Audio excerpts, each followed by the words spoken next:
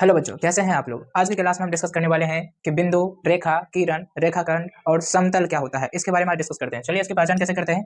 तो सबसे पहले बिंदु।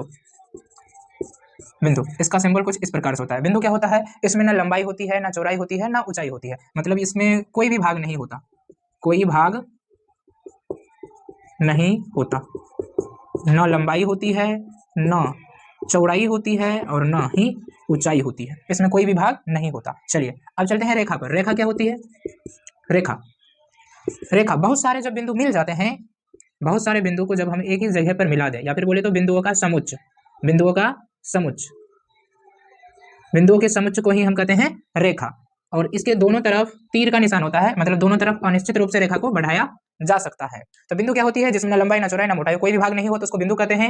रेखा क्या होता है, बिंदुओं का समुच्च को ही हम रेखा कहते हैं। बहुत सारे जब बिंदु मिल जाते हैं तो अनिश्चित रूप से मिलते जाते हैं तो उसको हम रेखा कहते हैं। और रेखा का प्रारंभिक बिंदु, इसको कहते हैं प्रारंभिक बिंदु, प्रारंभिक बिंदु, और इसको कहते हैं अंतिम बिंदु, अंतिम बिंदु। तीर का मतलब होता है, तीर चिन्ह जो दिख रहा है इसका मतलब होता है कि अनंत तक बढ़ता जाएगा। तो रेखा क्या होती है, जिसका दोनों बिंदु क्या हो, अनिश्चित हो, मतलब दोनों बिंदु को हम अनिश्चित रूप से बढ़ा सकते हैं, तो उसको हम क्या कहते हैं, रेखा।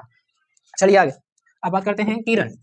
किरण क्या होती है, तो वैसा रेखा जिसका एक बिंदु क्या हो जाए, निश्चित हो जाए, और दूसरा बिंदु अनिश्चित हो जाए। तो मतलब रेखा का हुआ बिंदु जिसमें एक बिंदु क्या हो, रेखा का हुआ भाग जिसका एक बिंदु निश्चित हो और दूसरा बिंदु अनिश्चित हो। ये तो हो गया निश्चित और ये हो गया अनिश्चित, तब इसको हम किरण कहते हैं।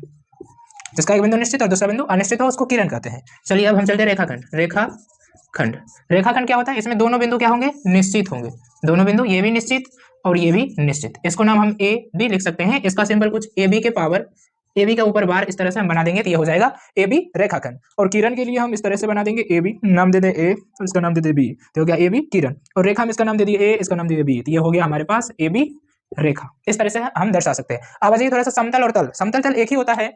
जिस तरीके से बिंदुओं के समुच्च को हम रेखा कहते हैं उसी प्रकार रेखाखंडों के समुच्च को बहुत सारे जब रेखाखंड मिल जाएंगे, ठीक है, रेखाखंडों के समुच्च को ही हम समतल या तल कहते हैं। तो ये मिल जाएगा पूरा। इससे क्या निर्माण हुआ, एक तल का निर्माण हुआ जिसको हम समतल कहते हैं। तो आशा करते हैं आपको ये पॉइंट समझ में आ गए। इस तरह वीडियो के लिए बने रहे हमारे चैनल से जुड़े रहे, चैनल को सब्सक्राइब जरूर कर ले।